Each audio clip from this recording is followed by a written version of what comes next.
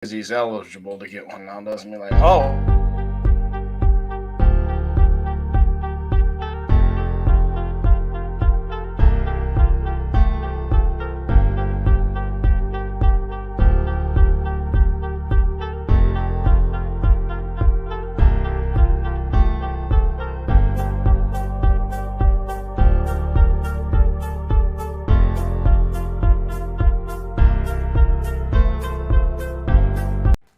Gather around, Skull brothers and sisters. This is Minnesota Sports Talk, presenting Under the Lights with your hosts, Justin and Dave, next in 3, 2, 1.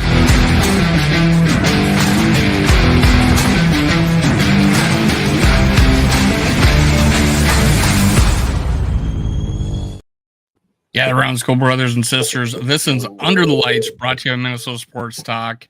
I got your host and Nivea spokesperson, Justin from Purple and Gold for Days, and me, Dave, Purple Hulk. Let's go. Hey, Justin, what's up, man? Not much. I didn't know this. I didn't know this, that you actually did the Nivea. Well, maybe I did. I don't know. But you did the Nivea challenge, I guess. Livia. That's what you mean. Livia. Sorry. I was wondering, what the heck are you even talking about? Livia. Yes. How could you possibly not realize what I was saying?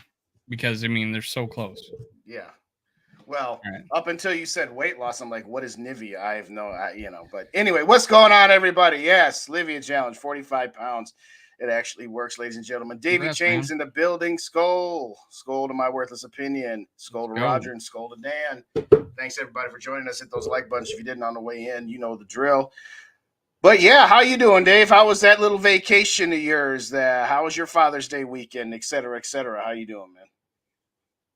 Came out of it with an aggravated ankle from my reconstructive ankle surgery 30 years ago. Oh, my foot's swollen like a gigantic balloon right now. Oh, so yeah, it's been a wonderful experience. Yay, Father's Day. Bilateral ankle weakness. Sure. Yeah, we'll throw that back to the old Joe Mauer bit. But, sorry to hear that. Well, happy Father's Day belated to all the fathers out there watching us here. Now, hope you had an outstanding weekend. You know, I just finished off my Father's Day leftovers for dinner, and it makes me wonderfully happy, except that I don't have any more. So I have to grill them again. But in all seriousness, thanks, everybody, for joining us. In the zone, he'll join us whenever, at some point, we hope. Yeah, it would have helped that I told him the time, and it would also help if he asked the time. So, but we got him coming on. He's going to join us. And always a pleasure to have him on. But you know, there's some information that came out. It seemed like underreported. You'd think it'd be make bigger news, I would think, and people would go crazy on YouTube about it. But I guess let me just quote it here. Jeremy Fowler from ESPN, he's talking about Justin Jefferson, that they're quoting somebody but not giving like credit, I guess. Tell me in the chat if you know who they said this, or that they're just not giving their sources. He's only 3 years into a rookie deal that has 2 years left with a 5th-year option, so not in a major rush to do it right now. So, but we also have Kwesi saying that he's a priority, that he earlier has said that I do not want to be general manager with Justin Jefferson not on the team. So you got that going. So is this, someone wanting to make a news cycle, or I don't know? What do you think, Justin? I think it's probably, it really shouldn't be this complicated. And it probably isn't. I think that there is no rush to do this. It's not like this Danielle Hunter situation where he's going into the last year of his deal and he's unhappy. So at the end of it, if Justin Jefferson's contract extension gets done tomorrow, gets done in 4 weeks, or gets done the day before training camp, it's really not that big a thing. Yes, he's on the 4th year of his deal, and he's got a 5th-year option already been picked up for 19-some million. One argument is the Vikings should get it done now, because if Jefferson's trajectory continues to go up, then it'll be more expensive. And some would say Jefferson should just get it done now to make sure that he gets his life-altering money guaranteed, just to mitigate any injury risk. As far as the Jeremy Fowler report, to me, it's okay. Yeah, they're in no rush. Okay. and water's wet. So what? So I don't know exactly where he was going with it. Obviously, he didn't quote his sources, whether it was the Jefferson camp or the Vikings camp, or if he was just randomly, recklessly speculating. So, as far as I'm concerned, I'm not Well, I concerned wouldn't about call it it at all. speculation if he's quoting somebody. True, true. Yeah. Good point. Good point. But either way, to me, I'm not concerned about it. I was not concerned when Justin Jefferson didn't show up for voluntary workouts. I would have been concerned if he was not there for mandatory, but he was. So I'm not concerned. And he says It he's committed to showing up to camp. So exactly. I mean, these voluntary versus mandatories, it's really just a matter of language because of the collective bargaining agreement stating you can't have too many of these team activities and so many of them can't be mandatory, so they're just finagling the language. At the end of the day, I'm not concerned at this point one way or another about Justin Jefferson, about his contract. It's going to get done. We all think that it's going to be record breaking. Maybe they're waiting for the Bosa deal to get done so that they can add $5 more to it so that Jefferson doesn't get done first. And he's the highest paid non quarterback for 5 minutes before Bosa gets his. Maybe. I don't know. But at this point, to me, it's just whatever. It's fine. and thanks Raymond for showing up tonight. Skull for life, you too, man. What's up? Let's go for the building. He's going to make plenty of money for endorsements. See, I True. don't think anybody outside like Peyton Manning or names like that, Tom Brady, Michael Jordan, made all their money from outside of actually playing. Like that's where they made the bulk of their money. Has a position player outside of quarterback done that? Really made like a significant amount of money? I cut the cord a long time ago, so I'm not watching television. Do we see him on commercials? I've seen him on a couple here and there, but then again, I don't pay attention. I usually DVR stuff and watch it back later outside of live sports. Yeah. So I don't know how much more to answer that question. I've seen, I can't remember if it was a Hy-Vee commercial or maybe that was Diggs from back in the day. I don't remember. To me, it's, he's going to get shoe contracts. I don't know, if he's a Nike person or an Adidas person or whatever, but at the end of the day, no, you're right that very few people have gone that route where their endorsements ultimately end up being more than their actual playing contracts. But at the end of the day, it's going to be life altering money. It's not going to be like the olden days where, like for example, Chris Carter in his career, Hall of Famer, Jerry Rice in his career, they didn't make the kind of buku bucks that these guys are making now. So from a money standpoint, it's he's not going to be living check to check. He's going to be fine. I think I agree with Skull for Life. I think it's the least of our worries right now. I agree. What's up, Julian? How you doing? My concern, and I think you probably, even though you just said you weren't too concerned, but my concern, but I think you'd probably agree, is that he is not getting cheaper as the time clicks by to where the biggest contract right now is like 31.6 million outside of quarterback, to where what happens when the next guy signs, right? Well, then is he going to make more than him? So like right now, the goal, the thing is maybe we could sign him for 32 million. And rather than if the next guy signs for 33 or 34 or 35, or how much more money will we have to spend to sign him? Now, going back to my original information, that it sounds like a shorter contract than than a longer one, like sub 5 years, that that doesn't hamstring the Vikings at all, having a 4 years, because like, so we'll see what that is. Maybe and does that mean 2 years plus another 4? Right, that's probably the other key. right. I right. think We don't know, but that's a very good point. Is if we hear that Justin Jefferson signs a 4-year extension, okay, 4 years on top of the 2 he's got left, or 4 years total where they ripped up the last 2 and now is he under contract for 4 more years or 6 more years? Makes me wonder, is it similar to baseball? Because baseball, you can do that, or you can buy out the remainder of because in baseball they got 7 years since they draft them, Right. 7 years of basically ownership over them, and that clock starts. That clock starts the first day they enter the league, the MLB. So some of these guys don't sign their first extension until they're 30. So, and then there's guys that get bought out, like our, like our right fielder, and and a couple other guys I think signed early too. Um, but is that happen in football? I'm not sure. I don't remember. Well, it depends. You can go either way. So, as an example, you could say Justin Jefferson is getting a 3-year extension, therefore a total of 5 years, and you can you can do it either way. So let's just say it's a 3-year extension for, I don't know, $120 million in new money. All right. So does that mean the whole thing is 3 years for 120 and they just rolled in, years 4 and 5, or that they've added to it and that they've smoothed out the hits? So I think the key is that you can structure it any way you want to, but it just ends up being, well, okay, if he has 3 million guaranteed this year and 19 million guaranteed next year, however they structure it, he's going to get that plus whatever else. So, as much as I am good with salary cap calculations and numbers once a contract is on the books and figuring out, okay, what's this person's salary cap hit? How much of it is salary? How much is prorated signing bonus?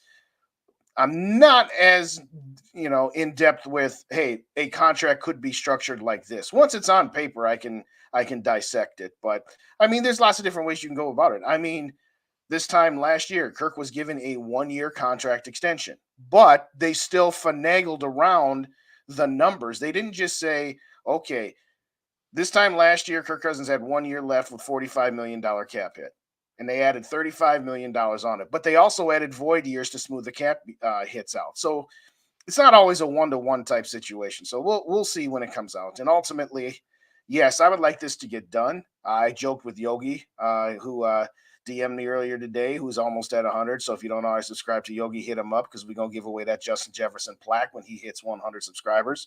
And I would love to be able to be doing that at the same time that the Vikings announce a Justin Jefferson extension, because that would just be cool. But I'm not worried about it. They'll figure it out.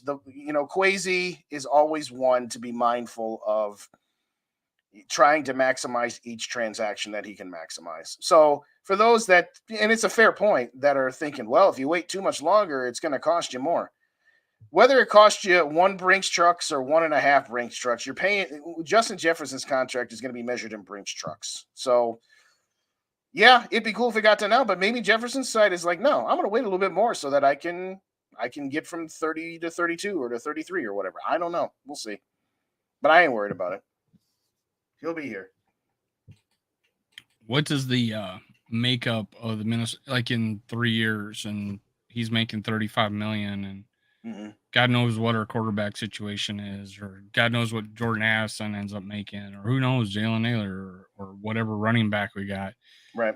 Is it going to be one of those things where, I have no issues with this, is if we can establish enough draft picks to constantly be cycling in younger players and not giving them second contracts, and getting 2-3 good high-end years out of these guys before they move on to another team, that's great. But right now we don't have that pipeline. We don't have draft picks lining up here. We don't have that happening. And we give $35 million a year in 2028 to now a, I don't know, 28-year-old receiver. So what does that, what does that look like? And I'm just curious in my head what kind of environment YouTube's going to be like when we start talking about, why does a receiver make $35 million and things like that. Well, to the old adage, inflation, salary cap goes up, that sort of thing. To me, what I'd like to see, and again, it's not my money and it's not my football team. I mean, it's my team, but it's not. And this is like a 2-year phenomenon. Like, right. This is new. Yeah. I don't want I would love to see the Vikings sign Justin Jefferson to a 4 or 5 year contract, even if it's at 35 million. Because guess what? 35 million in 2023 and 2024. That's a lot. But 35 million in 2028 is not that much anymore. Good point. Relatively speaking. For example, Well, it also depends on how if they backload it too, because that's where I you're was looking going. at Rodgers going $53 million. It's like, Right. holy shit. Yeah. So if they spread it out evenly, where it's just 35, 35, 35, 35, whatever, then okay, you live with it on the front end to say, yeah, that's a lot now, but that's a steal in years 4 and 5, assuming he's still healthy, assuming he's still at that level. The one thing you don't want to do is you don't want to give him that sort of contract and then only say, okay, well, for year 1, it's going to be 25. And year 2, it's going to be 29. And year 3, it's going to be 34. And in years 4 and 5, we're up into the 38 and 42 range. You don't want to do that. Now, one would argue that smooths it out with the level of inflation, with the level of how the salary cap will extend to where your percentage of salary cap is staying the same every year. I'm on the other side of it. I want some surplus value at the back end of the contract. But at the end of the day, that's what Kwesi, Brzezinski, and Jefferson's camp got to figure out, and they will. They will. What's up, Angel? What's up, D. Will? Good to see you guys. I think I said hello, Julian, but if I didn't, I'll say hello, Julian. Scoldger Soup, what's going on? Thanks everybody for joining us here. Put your comments in there. We got a lot of skulls. What's up, and how's everybody doing? But what are you guys' thoughts? Put them in the chat. Let's get some crowd interaction here. Yeah, what do you guys think of us not being in a hurry apparently to extend Justin Jefferson? He's holding up his end of the bargain, right? He's doing that. So, and he's committing to coming to camp but this I feel is holding up other things like TJ Hawkinson. So, we think now TJ Hawkinson looks like he's wants to wear purple for the rest of his life. Mm-hmm. But so that's really only 2 people we're worried about at this point. So I guess doing them at the same time, they're working on them both at the same time. I imagine they're in communication and, and it doesn't seem like, and I don't mind JJ removing himself from the conversation and letting his agent handle it. Yes. Unless his agent is Dalvin Cook. Well, agent, or Dalvin Cook's agent, yeah. Yeah, unless it's Dalvin or Cook's Danielle agent. Hunter's agent for that matter, by the way. But yeah. Well, then that's another thing. I conflicting reports. There's information that I got, and then there's information of Judd saying that he from information he's gotten that they're working on it. To articles I seen that the trade talks are happening. With Hunter or Jefferson? And Neil Hunter. Oh, I'm sorry. I thought we were still talking about Jefferson. No, I'm not talking about that. Those guys talking about how they would trade Justin Jefferson for the number 1 overall pick. They did not. All 3 of them. And then I saw Declan say that we would have to give up even more than Justin. No. So, what's up, Gary? But his 2 co-hosts, Forno and Thor, both were like, "No, man, no, we're not on board with that." No, I mean Thor thought about it for a second. He did, but then when Forno said hell no, and then Thor changed his mind. Yeah. Before we move on to Hunter, let's circle back to Justin Jefferson. Let me make this very, very clear. Hail to the no in trading Justin Jefferson, even if it means you got Caleb Williams. No. End of story. End of discussion. You cannot trade the best player at his position and known commodity for any draft picks or roll of the dice, no matter how. Let me see his last year. That would help too. But hey, make sure, Gary, you follow both of us, Minnesota Sports Talk. I think you just subbed to me because I just gained a person. But make sure Purple and Gold for Days and Minnesota Sports Talk. Appreciate it, man. And you want to give a shout out to our other friends of the channel, man? Oh yes, let's get shout outs. We got Rap at Purple Bucket Podcast. We got Yogi at Purple Rains 24/7. I'll get his link up here in a minute. We got SK at Purple and Scold Media. We have got GG Sports Podcast with Jamie and Casey.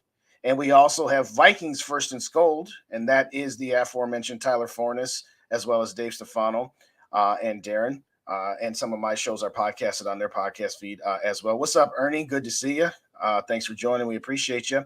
So yes, hit up all the channels. Let's get this community surroundings building stronger and stronger. So and let's give a absolutely. shout out to Skullfest. Oh, I wasn't going to take the score. I wasn't going to take that one from you. That's your. I had That's a your dream baby. once. I had a dream once where I was going to show up in Minnesota, and I was going to ask the GG boys like hook me up, and we're going to like invite a bunch of people. Were created but it turned out that I'm like, hey, I'm looking at flights to Minneapolis, and they were cheap as shit. And I was like, I'm going to the Bucks game. I guess it's because it's the weekend after Labor Day. Yeah. So like everything was super cheap. Like no one's like traveling, right? So I'm like, and then I mentioned it to SK, and SK says, let's go live the day before. We'll find a place. I'm like, dude, let's make a Skull Fest. Let's ask everybody to go there. Sure enough, everybody decided to like buy their tickets and commit to traveling to show up at an undisclosed location. I think we're going to talk about it. We don't know what the time or the date is. We're trying apparently to maybe hook up with the VWO, but if not, smaller thing with just you guys would be awesome too.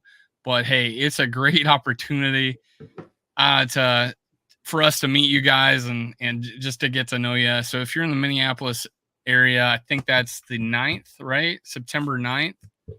Or hold it. September 10, I believe, because September 11, if I recall correctly. Damn it. When's the first game? That's the night before the first Monday, game. September 11th, right? So games of September 10th. Okay, excuse me. Yeah, you're right. So Saturday, September 9th. You are correct. Yeah, would be the day. So mark that on your calendar if you're going to be in Minneapolis. Let's get together, guys. Thank you. I was looking at JJ is making over $3 million a year via endorsements. He has deals with Nike, Bose, Pepsi, Gatorade, and pudding. That's pretty good. But is that like holy crap? You know, that's good money though for anybody. That's pocket change to those guys. Yeah, I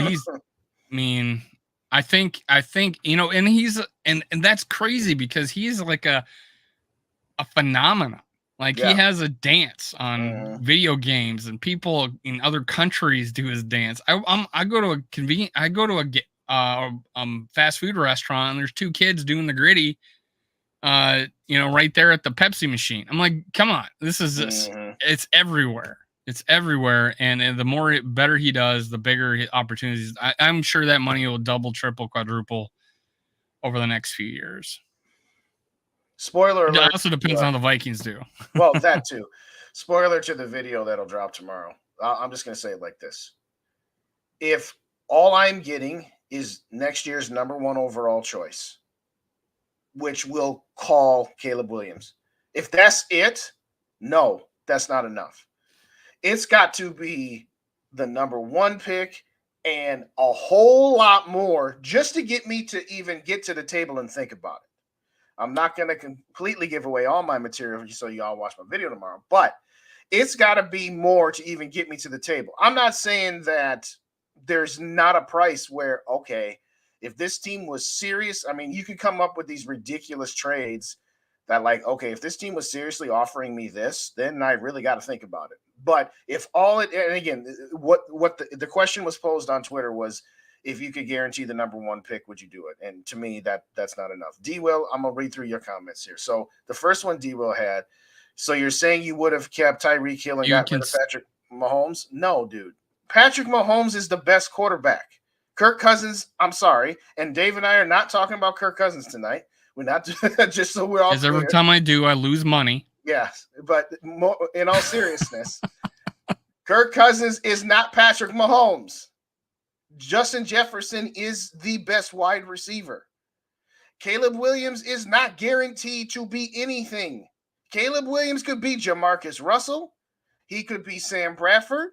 Well, this is not even a fair comparison because Patrick, we don't have Cheetah trading for future quarterback Patrick Mahomes. Right. So we don't know what Caleb Williams, or even if that's the number 1 guy in Kwesi's eyes.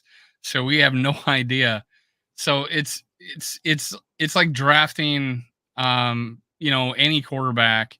you don't know what they're going to be like. But you got such and another point here was a great QB is harder than a great wide receiver to come by. Sure, yeah, That's it is, true. and that's why it's so scary to trade for a number 1 pick to take a quarterback, because it's harder to get one.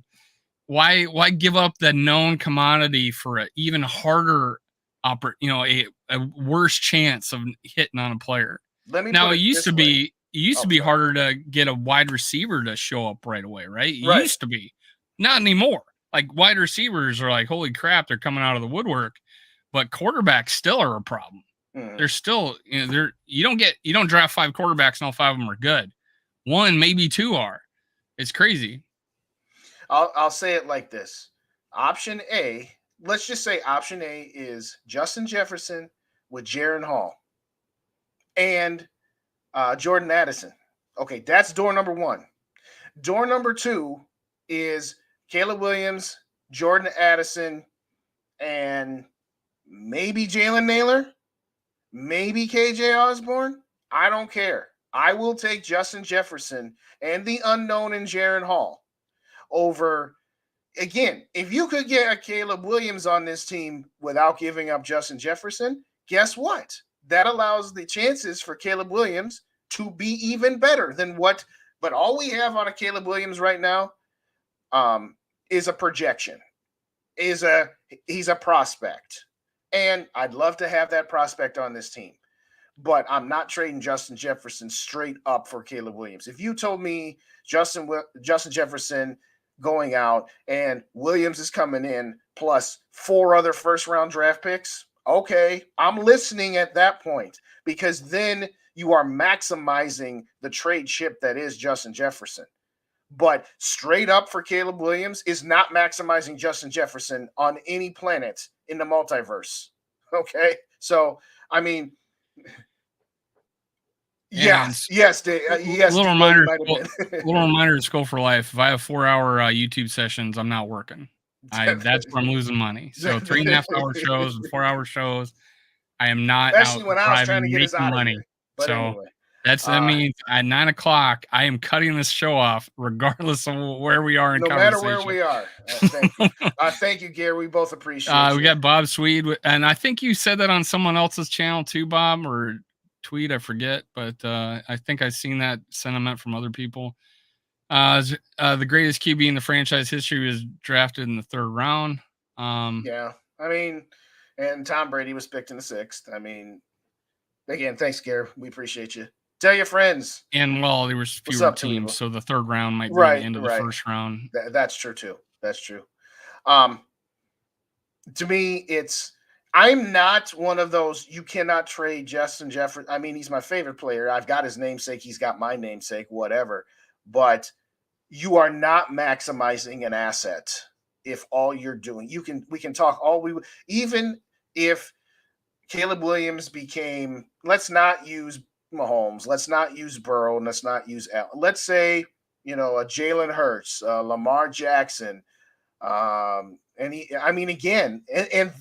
that's a reasonable expectation, to expect any number 1 draft pick who's a quarterback to be compared to whoever is the best in the game at that point is completely unfair and unrealistic to expect that out of a young man. So, I mean, yeah, Caleb Williams can come in as a number 1 draft pick and he could be a top 10 quarterback.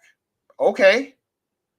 That's a reasonable expectation that by the time his rookie contract ends, that he's a top 10 quarterback. I ain't trading. We already got a top 10 quarterback. The only game I saw Caleb Williams play, they played Notre Dame and he looked terrible. Mm-hmm. So it's like me watching Justin Herbert. Whenever I watch him play, he plays bad. I don't know what it is, but hey, we got In the Zone. What's going on? In the Zone. Let's go. What's up, man? What up, though? How y'all doing? Taking the background. I need to do something. This is my chair that makes this mark across the wall. I feel like I live in a dirty house, but this is my chair. But I like In the Zones, man. Your background, your face and all that. Oh, good look. I appreciate that. Right. What up, though, Justin? I'm chilling. What's up with you, boss? Man, chilling. How y'all doing? We good. We good. Just so that we know, we have a hard out at 9 o'clock Eastern time. 9 o'clock Eastern time. No matter what kind of conversations we are in at the moment, we are out hanging up at on both 9. of you. Yes. But Right. hey, sorry for I take it for granted that when I send the day, I send the time, but I'm not used to Instagram, so I'm never checking it. You're the only guy I talk to on Instagram. Oh yeah, So, yeah. I'm like, dang. I was What like, time? how do I get a hold of him? How do I get a hold of him? Oh yeah, I swear I'd got a hold of him before. Let me try Instagram. There he was. Yeah, that's how I got a hold of you last time. So yeah, there goes my mind. What's up, But Blowfish? We see you. we What's were up, Tim? we were just talking about I guess it was Purple Daily talking about how they would trade Justin Jefferson for the first overall pick next year. Like if that was like, would they do it if that was a situation where would we trade to get the number 1 overall pick to take the best quarterback available? And they all three of them said they would, all on Purple Daily. And there's a couple people in our chat saying they would too. What do you think, man? Like, why would you trade a talent like Justin Jefferson for an unproven quarterback that you get in the NFL draft? And prior to Caleb Williams, they say this is a deep class of quarterbacks coming out. I'm pretty sure you could find you a quarterback in this year's draft in the first round. So you agree with us? Yeah, I'm not trading no JJ for no first round pick. Then I did my own homework before. The first overall quarterback taken in the NFL normally don't even pan out for real like that, right. or win a Super Bowl. It's so weird because when they do that, when they go number 1 overall, it's like it wasn't even a deep class. It's like, why did someone go number 1 in this draft class? Right, but like I did a video on Deion Sanders' son, Shadir Sanders. Yeah, you were talking about him the other day. Yeah, tell us about it, man. Man, I could he played for HBCU, so the competition is different. But man, the boy can throw the ball on the run, like throw it on the money too, and he can throw the ball deep for real. So there's a lot of other quarterbacks. He transferred to Colorado, right? Right, but I want to see how he played this year. If he ball out at Colorado, I want him in Minnesota. I want to see how he played this year. How many years he got left in college? This right now would be his 3rd year in college. He played 2 at Jackson State, and his 3rd year going to be at Colorado. He started as a freshman, right? He didn't. Correct, yeah. So he's got 1, if not 2 years to go. Right. I want to see how he played though, but I'm like Caleb Williams is nice, but I'm pretty sure, man, there's other quarterback in the NFL draft for real, man. No, I'm with you. I'd love to have him here, and I'd love to pair him with Justin Jefferson and Jordan Addison. Like I said, I'll just say it like this. There are 2 players in the NFL that I would trade Justin Jefferson for. That's Patrick Mahomes and Joe Burrow. That's it. Mm-hmm. I would not trade Jefferson for Josh Allen, who's I have as the 3rd-ranked quarterback. I would not trade him for Jalen Hurts or Trevor Lawrence. Then Burrow and Mahomes. That's it. If I'm starting a team and I have the 3rd pick and those 2 guys are gone, I'm taking Jefferson. So no, hell no. That's crazy, Justin, though. Because look, though, like Josh Allen and Jalen Hurts, they all playing good because they all got a top wide receivers right now. So why would you trade a top wide receiver for you to go back and try to find a top wide receiver to go with your quarterback? That's moving backwards. He said he turned him off after they heard that. I did too, man. That's crazy. that show I did. I did turn him off. Y'all moving backwards. JJ gonna make any quarterback look good. Then we got TJ and we got Jai. All we need is a quarterback. But to trade JJ for an unproven quarterback is crazy. Right. So with that, we got the trifecta agreement. Mark this day. Write this down. Right. On exactly. June 20th. What's up, Dan? What's up? 2023. We would not trade for Josh Allen or who else was the 4th guy you guys mentioned. But yeah, we're anybody but the first 2 top quarterbacks. Right. I mean, do you think that I'm too haughty on JJ, putting him at the number 3 guy? would you take Allen or Hurts or any other quarterback? I wouldn't take Hurts for sure, and I wouldn't take Allen or Hurts because I think they're just going to get. I honestly think a lot of their game revolves around trucking people. Yeah, I'm not big on Josh Allen anyway. Josh Allen to me, not that good of a quarterback for real.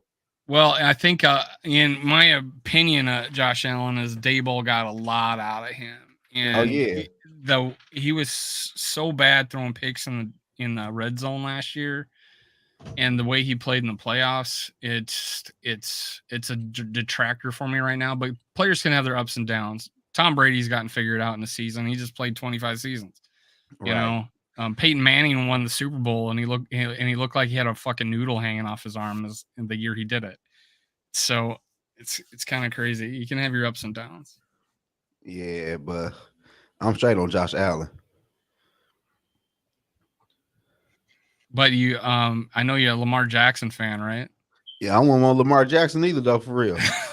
Like, I like Lamar, but I'm not trading Lamar for no JJ. Yeah, right.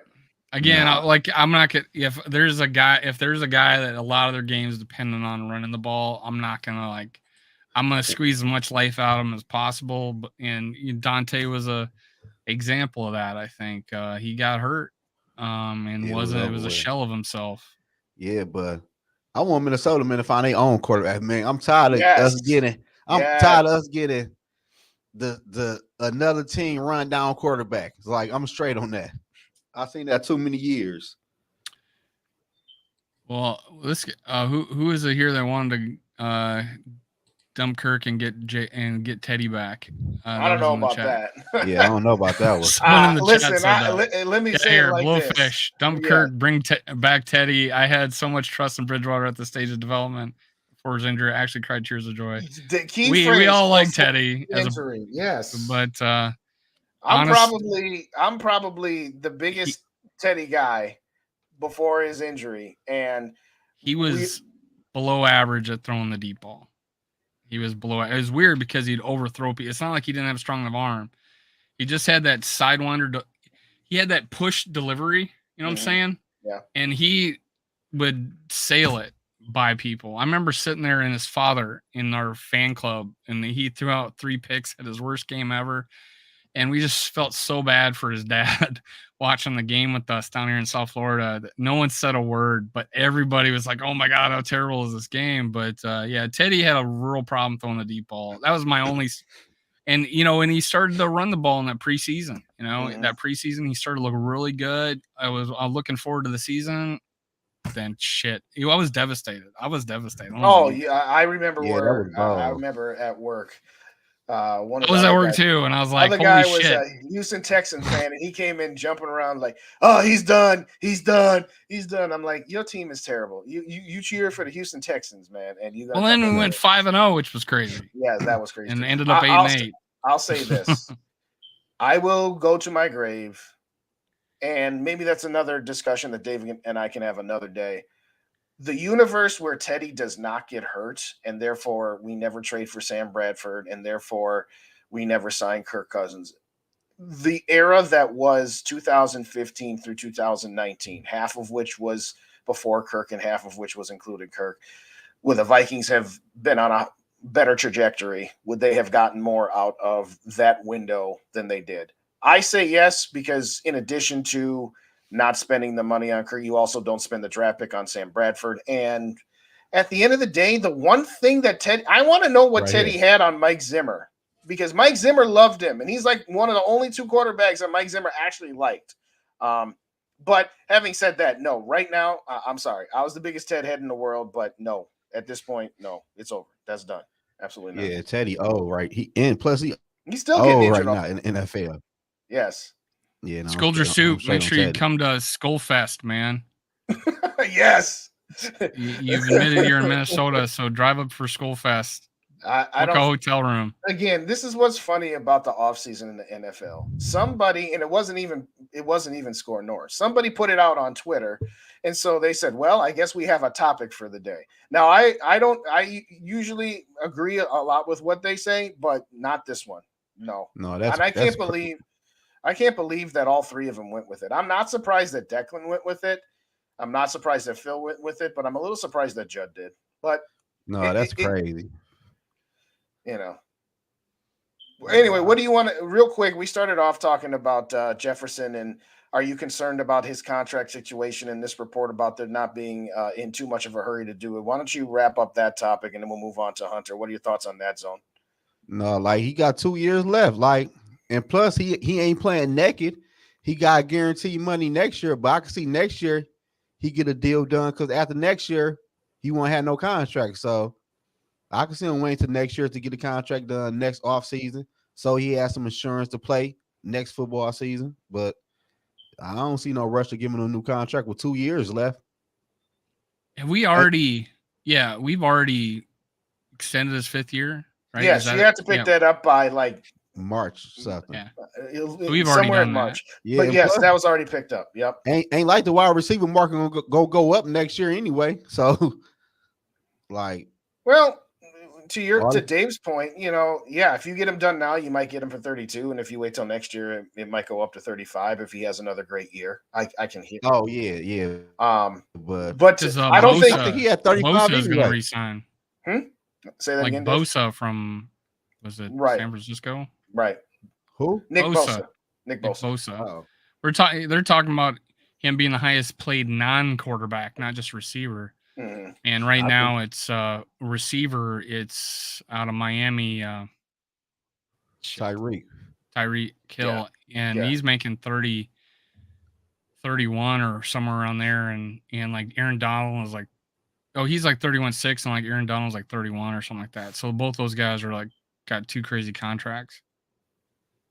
Yeah, man, I can see JJ getting about 33, 30. But shit, what's the difference between 33 and 35? It's over like 5 shit. years, 10 million. Yeah, but no, I get your point. I don't think it's gonna get. I think it probably will get done by the time training camp starts, or at the very least by the time the season starts. I don't think it's gonna linger past week 1. What, this year?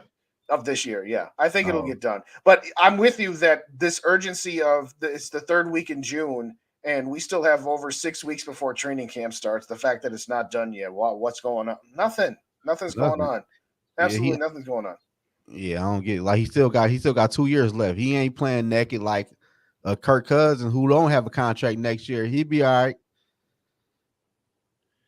I just actually commend those 2 guys for not just how many guys at the end of their contract just say, hey, no problem, I'll just talk about next March.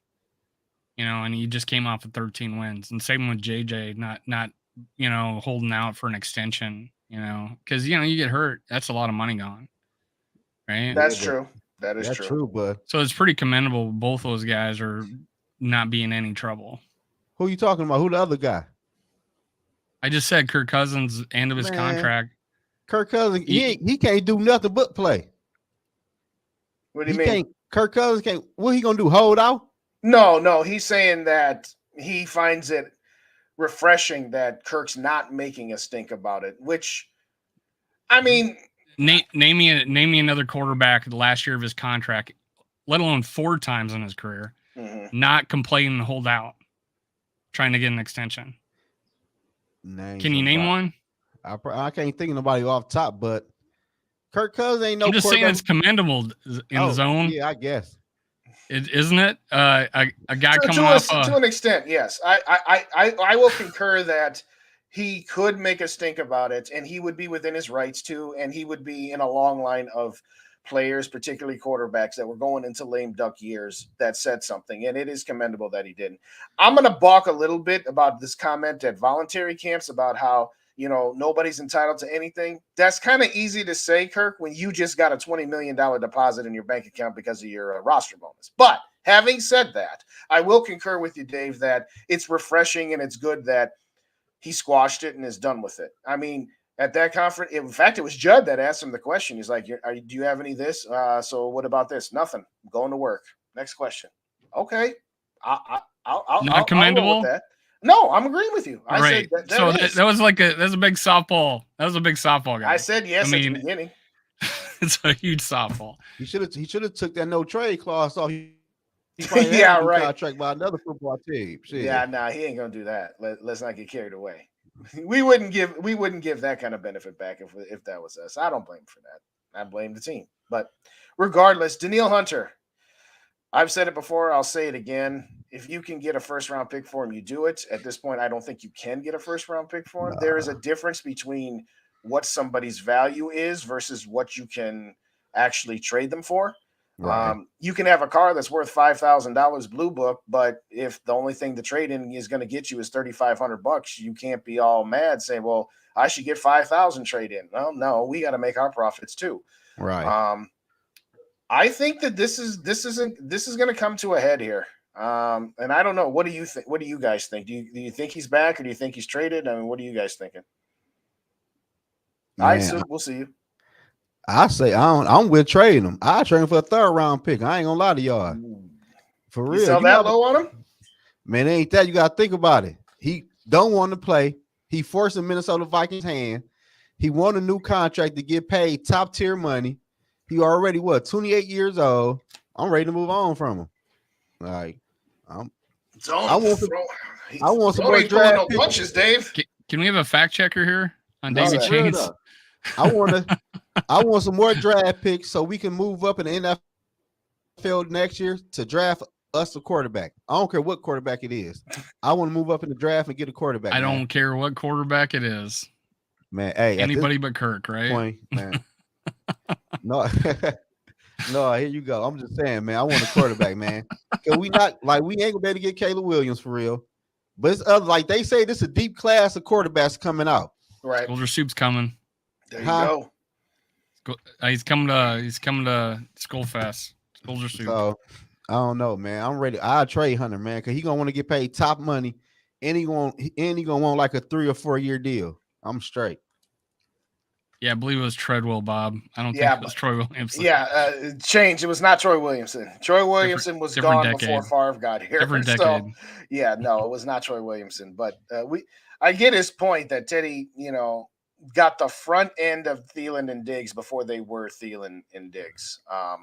But it could have been Thielen. Well, Thielen wasn't getting any time of the day. He didn't play till his 4th year, really. So, which is still killing me. I will say this: the beginning of Stephon Diggs was with Teddy. The game against Detroit, where he had that diving catch.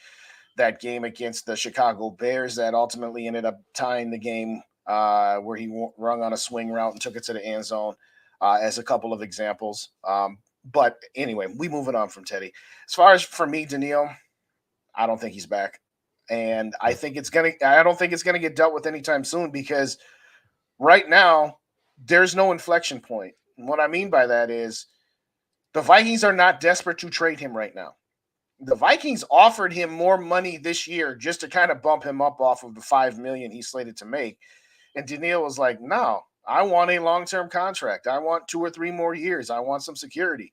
Exactly. I feel him. So I understand Daniil's point of view. I also understand the Vikings' point of view. I agree with you, though. Or I don't agree that I would not be okay with just a 3rd round pick. I've been saying a first for forever.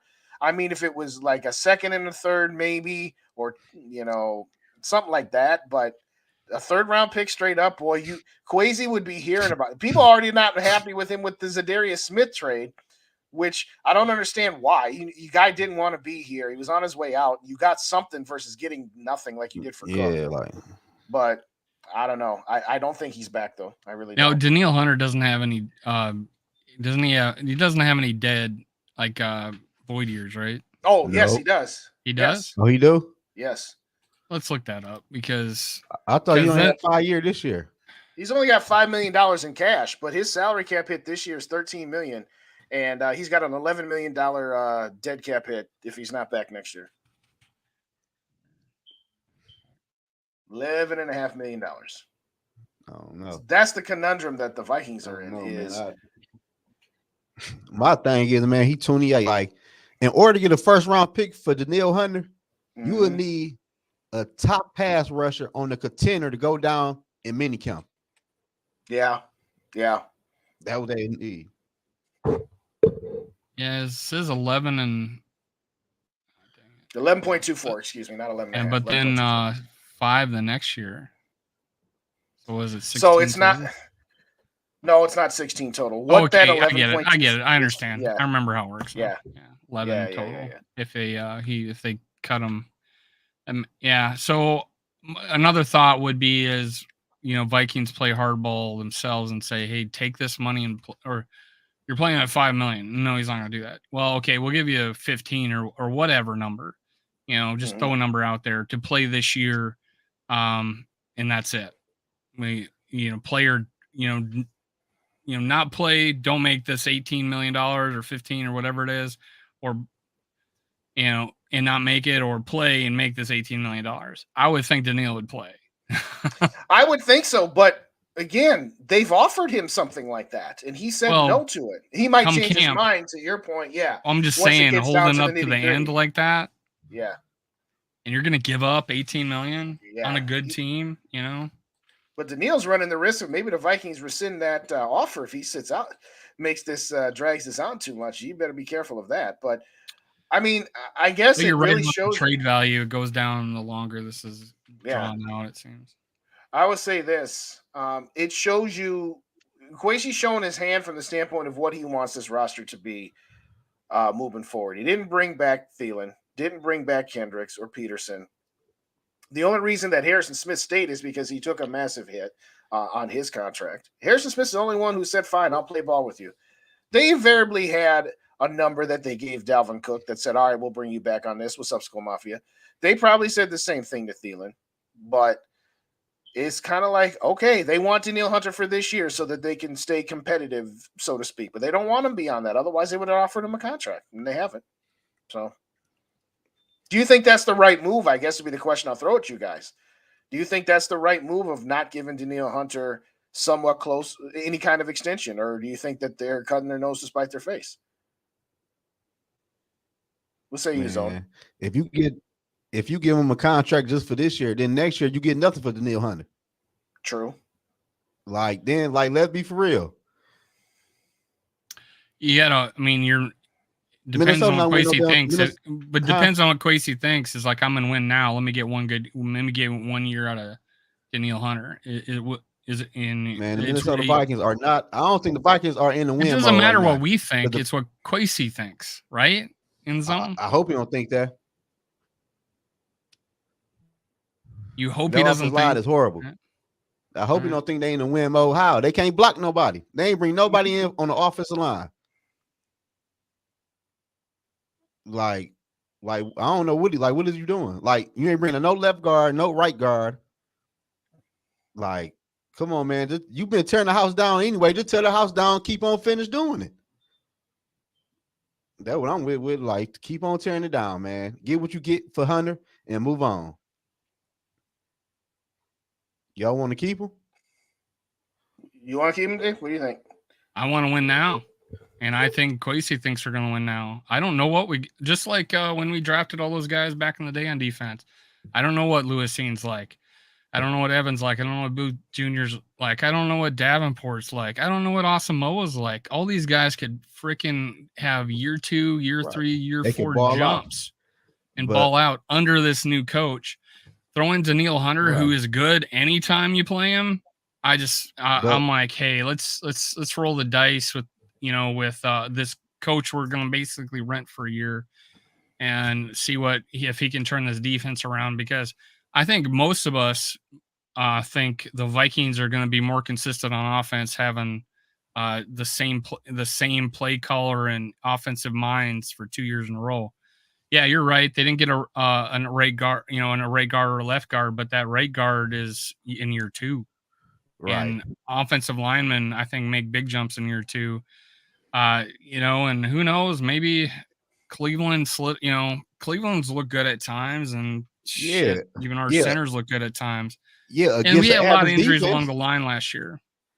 They look good against the average defense. You put them up against a good defense that could pass rush. We get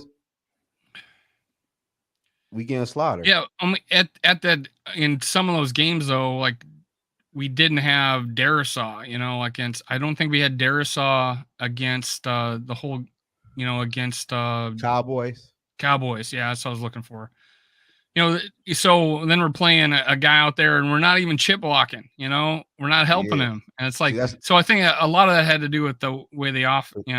That's our game plan going, our game plan going into the game.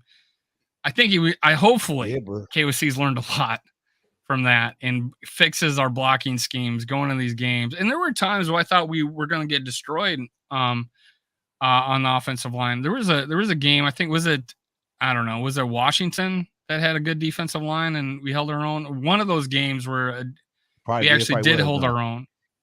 Which was it? There was a game that had a good defensive line and we held our own. Washington had a decent D line, Yeah, yes. I mean, again, if I recall correctly of how that game went, we scored on our first drive, and then we didn't score. That was the game where the ref tackled our safety. Yes. And we scored 10 points in the fourth quarter. So, yeah, we survived. I think survived would be the best word. Well, my hope is it's the second year of them playing together, and hopefully hopefully Darisaw stays healthy, and hopefully that's a whole nother thing. We're really hoping that this offensive line stays healthy. Yeah, that's what I'm saying. No depth. We ain't got no depth. We need some depth on O line. That's why we needed some more left guards and right guards to come in. Because if two offensive line or one O lineman go down, we screwed. The whole O line gonna break down. Well, it turned out we found out we had a decent backup right tackle, so that's good. So yeah, our tackles. I like our tackles. Yeah, our tackles are solid. It's some guard positions.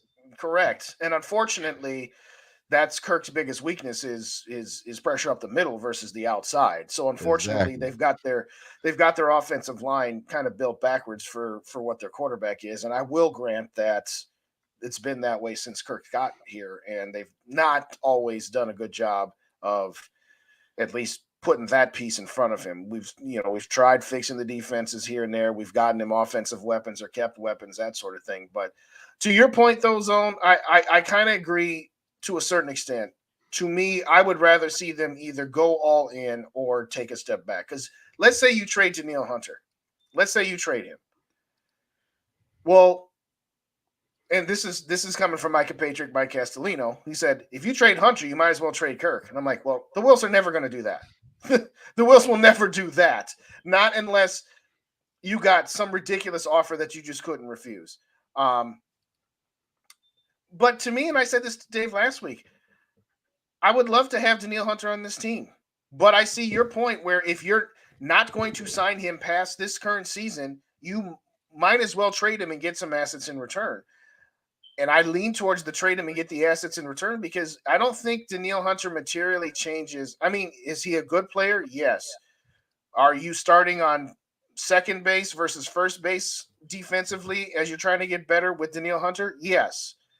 But if I look at the schedule, okay, I got him winning somewhere between 9 and 10 games with Danielle Hunter, maybe 11. Without Danielle Hunter, I'd probably take 1 or 2 games off that. And so where does that put us? That still puts – I think right now with Danielle Hunter, we win the division in week 17 comfortably with 1 game left.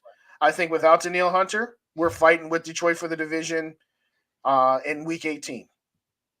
And so ultimately, does it really change the outlook of the season per se all that much? No, not for me. Others would say, nah, I think he would, which is fine. But I'd rather have some draft capital in return versus letting the guy walk. This is either his last year here or he's done being here, the way this is looking right now. What's up, Holden? I saw you a minute ago. And we haven't said hi to School Mafia. I said hi to Mafia, but that's all right. All right. We got him. We know when Mafia's in the building. We know that. I think we've moved to the next level. Mafia. Crazy one. Mm-hmm.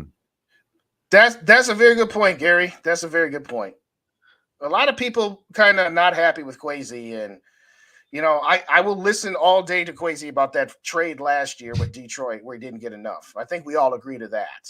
But as far as the free agency goes, I don't really have too many bad things to say about it because, again, we got into this cap mess after 5 years of making the moves that we've made. He wasn't going to be able to clean it all up in 1 or 2 years. So I will give Kwesi the benefit of the doubt there. What do you think of Blowfish comment? What do you think, Dave? You think? I think he's been the one player that's been dogged the most this past year as our right guard. I don't think he's been overrated. I think he's honestly, it's been blown out of proportion because there's 3 plays where he stepped on Kirk Cousins' foot. But if you go look at the rest of the plays in that game, these games that he stepped on the foot, it was you know, and I watched like every play, and I love to focus on the line. There was games where outside of 1-2 mishaps, you know, there were key plays, mind you, but the rest of the game he was flawless. I'm not saying he's elite, not saying I just saying a year or two you're going to see I think a big jump from him and Ed I'm going to say Ed Ingram. But yeah, I just think he's going to make a major jump, and honestly, people dogged on him last year. I don't think I pulled up a YouTube channel or on my show any of the shows that I've done that people were like, yeah, Ed Ingram's really great. No, everybody is dogging on him, if anything. But I think unjustly, honestly, and I think he's going to step up. I like his future more than I like Cleveland at guard.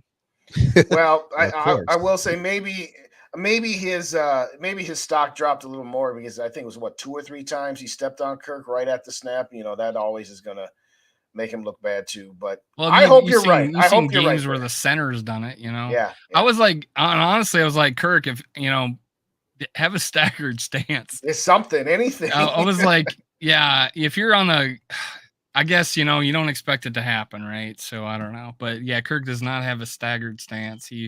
His feet are even when he receives the ball. Oh, stop it, to Weevil. Oh God, you know. I highly now, yeah, Booth is more apt to be because he has a longer history of injury. Yeah. But Lewis Seen, that was just freak injury, and it looks like he's recovered from it. Straighten him. Yeah. Yeah. That's the key. That's the key is what can you get for him? If you told me right now that the best offer on the table between now and week 1 was a 4th round pick, then I bite the bullet and I give him a contract extension. I'm not saying that's my first choice, but what I'm saying is I'd rather extend him than just play out this year and get nothing for him in return, if that makes any sense. There was a comment from, was it Gary? No, it was D Will, where D put up that last one from D Will there about the rebuild last year. Shit, I'm losing, man. They started. That was about 5 minutes. It was about 5 minutes ago. Yeah. This one? No, it is here. This big one. Yeah, that one. I want to start the rebuild last year, starting with the quarterback. So moving on from Hunter this year is no big deal. Don't let 13-4's fool go, cloud the goal. Okay. Sorry. So that's fine. I agree. Sell Hunter while you can. I'll put this question out to both of you guys. Do you? Well, I'll start with Zone. I'll start with Skullfest. There you go. Do you agree with D Will that 13-4 was fool's gold zone, or do you think that that's a little too harsh? Of course, they won. How many games they won? They came back in 1 possession games. That was a menage. The Minnesota Vikings is not a 13-win. A menage or a mirage? Or a mirage. Menage might lead. Mirages might be a little more fun than mirages. What's on your mind, Zone? Internet gold. Yeah. No, we clipping that one up, Zone. Here's my point to that in the Zone is notice I changed my name to D90 for you. All right. I seen that. Oh my God. Is that if Ed Donatel is not our coach and we had someone else coaching that defense, that could have been a legit that could have been a legit record. But because Ed Donatel was, and I'll go to my grave saying this, he was terrible. And the whole concept he had was terrible, and it was confusing. And you cannot play fast when you're confused. And not playing 13 guys to start the first 4 games of the season, not giving anybody any time. It just was just crazy. Like Lewis Seen wasn't seen on the field. Booth wasn't. Well, some of these guys were a little hurt. But Asamoah seeing 6 snaps and 6 games into the season. It's like, come on, guys, come on. So yeah, I think if Ed Donatel's not the coach, you might have a different perspective of what our record could have been. Yeah, winning 13 games is crazy considering how bad our defense was. You'll never see that again. Yeah, you're right. You're right about that. What's up, Yogi? Yogi's at 84. God, Yogi. Hey, Yogi's at 84. Do we got some people in the building that do not subscribe to Yogi yet? If so, go to his channel. I just pinned it at the top. And in the zone. Yogi and in and the In the zone, our Zone. guest. Let's get them Yeah, going. run them And hit them subscribers like up. buttons. Hit them like buttons on But the way in and out. I so mean, AD Nutty. oh, go ahead. Go ahead. No, go ahead, Justin. What you about to say? No, go ahead. You're the guest. Go. No, I wasn't about to say nothing like that. Okay. You can go ahead. I was going to say, I think that I do find it funny that some of the national pundits that were calling us frauds all last year, and that started right after the Buffalo game, where we hadn't gotten embarrassed by Dallas yet. The Vikings, they're frauds, and they're not a good team. But now you're complaining that we're getting rid of all of our older players that are making too much money. It's like they were 13-4 last year. I'm like, weren't you always just telling us that we weren't a real 13-4 team? So what I was going to ask you guys is, I don't understand, and I know that we always go with the media always gives us grief, but which one is it? Are we really a 13-4 team, or are we really just a 10 or 11 win team that overachieved a little bit? Because when I listen to the national guys, I can't tell because they got us coming and going. They don't be knowing. Well, going into last season, I was saying that this year, 2023, was going to be our peak year. Going into that season, I don't think we were ready to make that next step. I did count us at 12-5 only because of the record or the schedule we had. I thought it was very favorable to us with 9 home games. So I thought 12 wins just because I thought we had the team, and I wasn't happy with Ed Donatel being the head coach. I thought we settled, or not the head coach, but the defensive coordinator.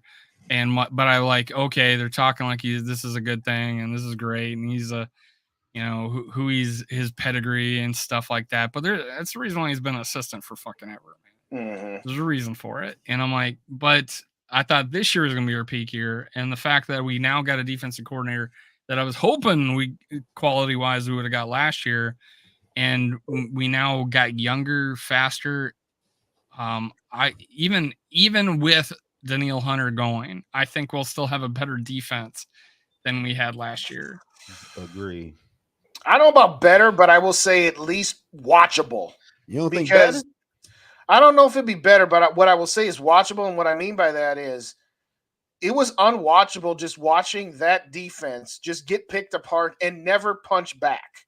I think that Flores is going to have them punching, and sometimes they're going to hit, and sometimes they're going to swing and miss and get burned. Okay, so there's going to be times where instead of us giving up a 7-play drive over 5 minutes at 8 yards apiece, we're going to have some quick scores or some quick drives against us because we're being aggressive. And that's okay. I'm okay with that. I'd rather go down swinging versus just sitting there letting people pick us apart left and right. If Danielle Hunter is back, then I would say the same things apply, but that they would be a better defense. Maybe better is the wrong word to use, but again, the word I'm using is at least it'll be watchable, where you're not just sitting there like it's 3rd and 9 and we're playing off 12 yards again. I think he's also known for generating pressure and generating sacks and creating that in the same way with Zimmer. He was that way too. And we were second in the league in sacks, with Danielle Hunter only playing less than half the year. So it's completely capable of doing that, where we get more pressure, we get that, cause more turnovers. Sure, we may give up points. I don't think we'll give up the extent of that. Like, we gave up more points than we scored last year. That's crazy to think about. And 2 blowouts kind of help, but right. I just don't see that happening again under the new guy. I think the turnovers will also help our offense, right? We'll get shorter fields. We'll tire out defenses because we're putting their defense back on the field. I just feel it looked the beginning of the year that we were going to be a really good turnover team, and then we sputtered out and we kind of below average by the end of the year. We just were, and like you said, letting teams just walk us down the field like dogs. Yeah. And sorry. In the time where they did finally step up, they brought pressure. But by the end of the season, that wasn't working either, because when you see Harrison Smith up at the line of scrimmage, you're like, oh, red flag. And then you got Danny Dimes going, okay, there's him. Let me just throw it right behind him as he's running into sack me. Yeah. It's like ridiculous. No, there was a couple of points that were made in the chat that D. Will said, I'm going to get to Gary's in a second. D. Will said, It's what we had through the offseason, preseason up to the bye. KLC should have made a change after the Dallas game. Right. We thought that was going to happen. Yes. It didn't. Yeah. And so we got to put some of that on him. But to what you were saying about maybe getting some turnovers and getting our offense back onto the field and wearing down other defenses, hopefully the inverse of that is true as well, that our offense is a little bit more consistent now that we're going to go to running back by committee, having an offensive line with some cohesion for the second year in a row, having the same play caller for the second year in a row, some of the points that you've made. Hopefully that also allows us to have some sustained drives as well to help the defense to go, Jerry Maguire, help me, help you. But I digress. There'll be a day. There'll be someone who digs up a videotape of the Ed Donatell in 100 years, Ed Donatell defense. And they'll do a freaking documentary on how not to play defense. Well, that's how bad it was. Before we get to Gary's point there, dang it, I lost my train of thought. What was I going to say? Oh, it is refreshing to, even though it is camp and you're playing against air and you're not going full bore, it is refreshing to hear. I think Cousins said it, and I can't remember which one of the offensive linemen said. I think it was Darisaw, that it's like, yeah, we actually have to pay attention to what the defense is doing in practice because they're not just lining up in their Mickey Mouse shell defense. We actually have to, work in practice, which, okay, I like that just for the fact that, okay, you know what? The offense is going to actually have to do some stuff in practice that might actually help prepare them for a game. Preparing against a basic defense in practice all week doesn't help you if the other teams don't run a basic defense. But anyway, Gary putting the negative energy. People say I'm negative, Gary. Gary says Kirk is going to go down this year. We'll be close enough to the top of the draft to spend a tolerable amount of draft capital on a quarterback in the future. Wow. Oh, what say to you to that? Where are you seeing that? You just had it. It was up right here, below, up at the top. Yeah, right there. Kirk ain't going down no contract year. You can forget that. Not no contract year. Kirk's smarter than that. But hey, Justin. Yeah, what's up? Like if real quick. Shout out, Rap is in the building. What's going on? Shout out my boy Rap. What's up, T Bass? Good to see you. Purple Pocket. There you go. What was your question?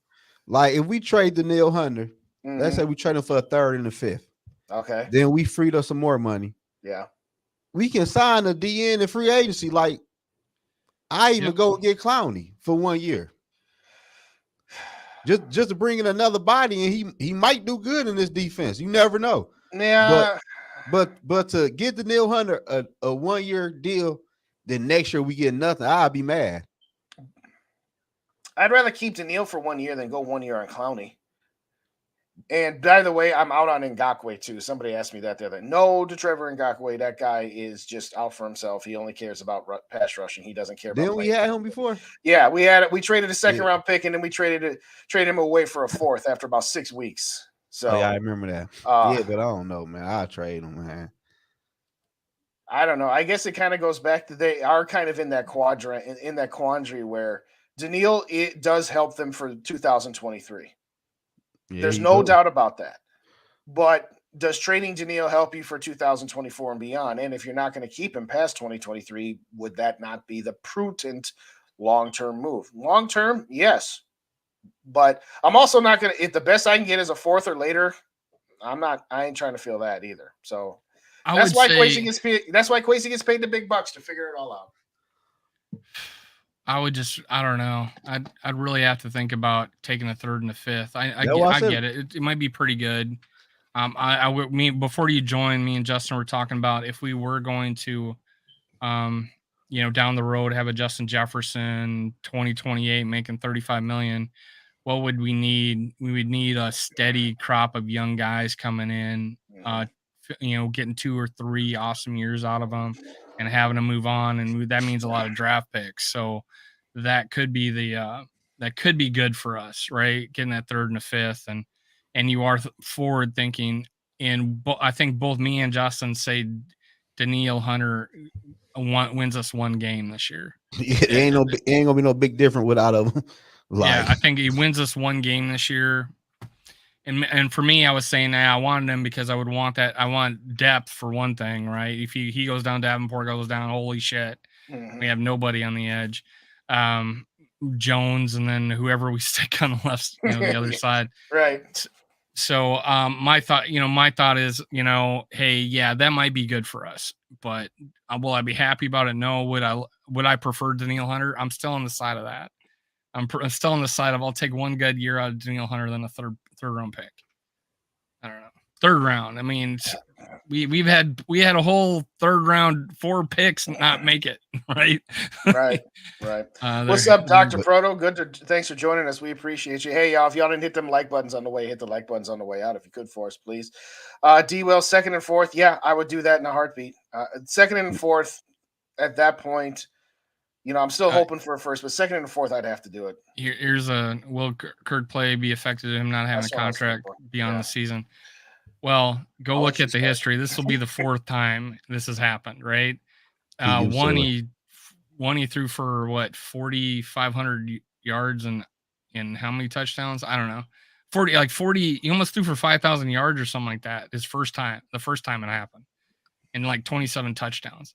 But so I have no problem with him playing his last year in a contract. I don't think he does. I don't think it. I believe in him. Believe him when he says it's not affecting him, and he'll just talk in March. He's already done it 3 other times, so I feel pretty good about it. Yeah, that was 2016, 4,917 yards. 49, right? Okay, yeah. So it was almost 5,000. Yep. That was that was the first year, right? That was his last rookie year. Last year of his rookie contract, right? I think that was the first. So he was a 4th round pick in 2012, right? Well, look at the last 3 years. Which of the 3 years did he do that? That was 2016. So that would have been he got franchised twice, right? So that would have been his second year. That would have been his first year of his franchise tag. Yes, the first year of his franchise tag. So his second time this happening, he threw for almost 5,000 yards. Yeah, pretty good. But I mean, he was younger than 2. So I mean, Gary's got a good point statistically. I don't know. I'm listening to Judd. Judd says he's got 3 more years in him. Yeah, well, 3 more good years in him. So.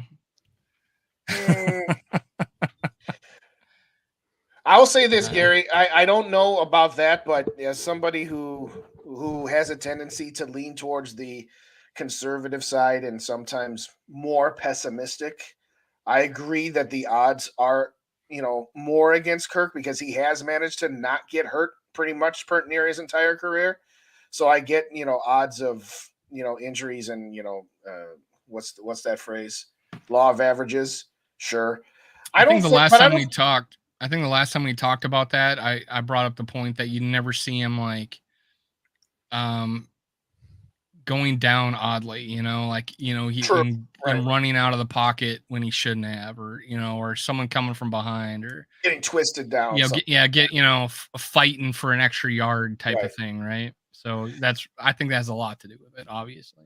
I'll say that I don't think it's going to affect his play because what affects what kind of contract he could get from another team is production. So exactly. I don't think he's going to be out there making business decisions and having his production drop because I get your point. One thing that'll devalue you is being injured. Another thing that'll devalue you is being less productive than you have been. Because if Kirk is, say, 80% of production of what he has been his entire career, what are people going to say? Oh, he's losing it. He's lost a zip on his fastball. He's not as accurate as much. So no, I don't think it's a good question though, but I don't think it's anything to be concerned about. So T-Bass is bringing this up. He was making comments about when we were talking about. Well, I was unloading on Ed Donatel and his defense. He was saying that the defensive backs getting burned and toasted, sure. But we were one of the fewest. We had one of the least amount of sacks in the league, like in the 30s, right? It was like pretty bad for us usually. And he's saying here that Hunter's basically lost a step, like he only got 10 sacks last year. But I think you may agree with me that you guys may agree with me on this.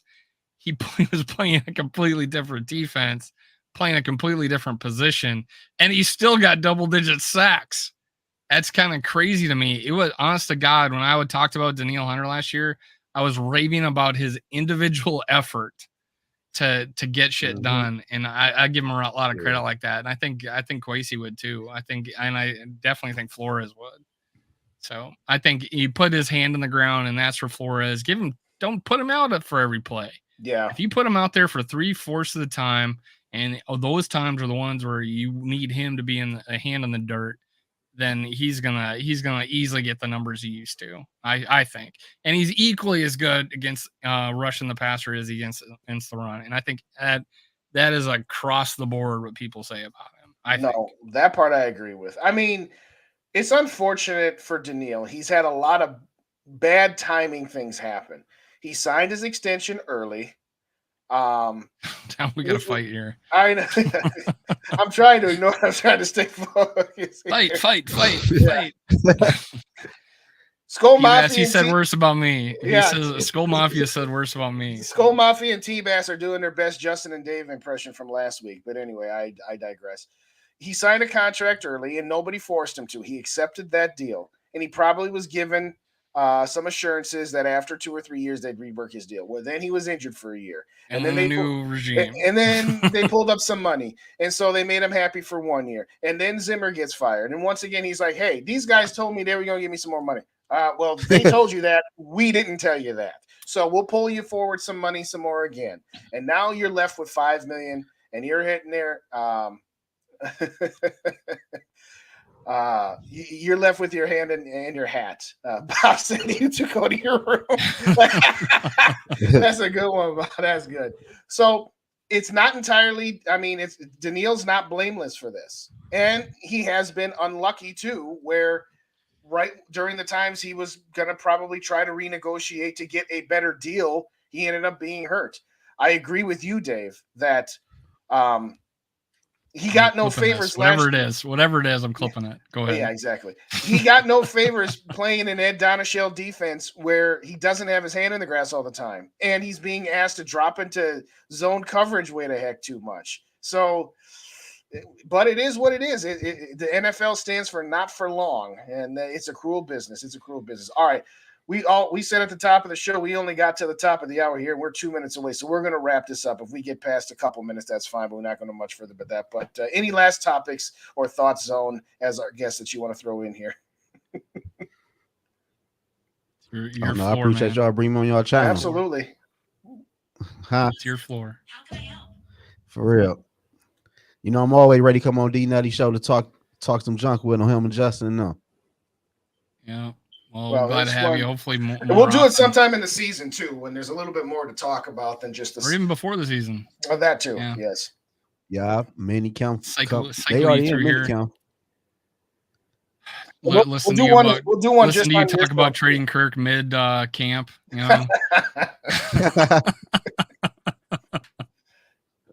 With that being said, if y'all don't subscribe to In the Zone, hit up our boy. Yeah, how long you been doing? When did you start your Zone? When did you start yours? Oh, I got you, Bob. I'll answer your question in a minute, but go ahead, Zone. How long you been going? Man, for like 9 months now, like September, I think. Okay.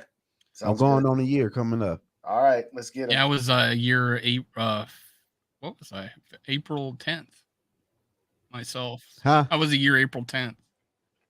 Oh, okay. So I know. I started seeing you soon after that. I remember. Yeah, I was probably during the football season. That when I started up like week 1. Okay, there you go. Yeah, I got a new show coming up with me, Yogi, and Mike Zone Sports. Okay. We got a show we doing every Saturday at 9:30. Oh yeah, right after Yogi and Rap. So you guys are gonna do that? You guys gonna do that consistently? Yeah, he said every Saturday we going live. All right. Okay. And by the way, because he works nights, right? So his weekends are when he goes live. Yeah, Yogi. Mm-hmm. Yeah, we're gonna try to get him on a record, a show we'll record, and I'll talk to you about that, Justin. Maybe we'll get together on a Sunday and record for half an hour. Sure. So that's always something. But hey, Bob Swede franchise JJ, I don't think so. That's not gonna happen. No, there's no way we get through 2 years and say, "Oh, hey, we're gonna franchise you." Yeah, Bob. I'll make this real quick for you, Bob. It would be suicide for Kwesi and the Vikings to franchise tag Justin Jefferson. I think Viking fans would show up with torches and pitchforks to his house. Can you imagine? Yeah, put up. Yeah, we got him. We're gonna franchise him. Yeah, we'll just franchise him, and yeah, then we'll just franchise him. And then we'll franchise him again next year, and then we'll give him his guarantee. No, the franchise tag is something you use when it's like you want one more year out of a player, but you don't want to give him a long-term deal. As far as Gary's question, how often you guys go live? Well, during the regular season, Dave and I do this simulcast on Tuesday nights, 6:30 Central Time. We've got a streak going since once we started this. We haven't missed a week yet. One of us has missed it once, but we had some fill-ins, so we trying to keep this going. I missed it twice, I think, right? No, you came in with me and Jade about halfway through. So you missed one for sure, but then you came in with me and Jade. I thought it was the chat. I thought I came in the chat, but you're right. Maybe I did join. But during the season, well, it's funny because we're affiliated with Purple and Skull Media and Rap, and so we do crossover shows. We appear on each other's channels. I know Dave's got something on Wednesday nights with GG Sports at 8 o'clock. 7 Central, 8 Eastern. Yep. It's me and GG Sports podcast. 2 young dudes. We had to go lower in the generation to even out my channel. We got too many old guys. That's why we got in the zone here. Yeah, I don't even know, how old are you? How old are you, man? 35. Are you serious? You're older than Casey then. Yeah. You're older than Jamie, I mean. Yeah. You guys are all young except for me and Dave. And I think you're about the same age as Rap, if I'm not mistaken. Yeah, you're right in there. Right around there. But I'll say this, Gary, hit that notification. Just turn on the notifications. That way, whenever our videos drop, I'm a little slower right now in the summer, although I did just put up a show. He said it, I didn't. Huh? Just saying, he said it, I didn't. A little slower during the summer, but I'm trying to, do the best I can here. But, no, but we got a running streak of, this is number 33 weeks in a row we've done this live. So in the same way with me and GG Sports on the Skull Experience, we've gone like 31 shows in a row. So, and then I do something else occasionally on Thursdays. Either it's recorded or it's live. And sometimes I go on Raps on Thursday. Sometimes we simulcast on Thursday or Friday. I mean, it's kind of hard to say right now, particularly in the off season when we're not in rhythm from that standpoint. But like I said, hit the notification bells. That way, whenever we go, it'll ding your YouTube app with the notification bell. But also, if you don't already subscribe to Vikings First and Skull, that's where Dave Stefano and Tyler Fornes, I occasionally appear over there. I also do podcasts on their podcast feed as well. So just hit up the buttons and all that good stuff. And by the way, everybody, hit them like buttons on both channels on the way out, if you could, please. Looks like T-Bass and Skull. In the Zone's YouTube channel in the description below too. So I appreciate still on. Yeah. And I got Yogi's in my chat pinned at the top there. And again, if y'all don't already know, once Yogi hits 100 subscribers, we doing a giveaway. He and I are going to do a show. We give away a nice Justin Jefferson plaque. It is beautiful. So bell's on already. All right, there you go. Anything else you guys got before we? Oh, I do have one more. I almost forgot. If you didn't see, go to my channel when you're done after you hit the like buttons and look at my short on this Packers knucklehead, Packers for the win guy, trying to say that Christian Watson has a higher ceiling than Justin Jefferson. Did you guys see that? Oh yeah, I comment on it too. I seen that. Oh, I know you seen. I'm saying, oh my gosh, did you see that? Dave? Christian Watson. He tried to say that Christian Watson has a higher ceiling than Justin Jefferson. I about laughed out of my chair. That's a pretty high ceiling. Yeah, it's a pretty high ceiling. So if y'all didn't see the short on that, go to my channel, check it out for me. But in all seriousness, thanks everybody for joining us. It's a mid-June Tuesday night where nothing's going on and y'all still showing out. We very much appreciate it. Yeah, appreciate it. We hit over 20. We had 24 at one time. It was pretty good, man. Thanks for hitting the like button, and we're out of here. Appreciate y'all bringing me on here, man. Anytime, Zone. Skull.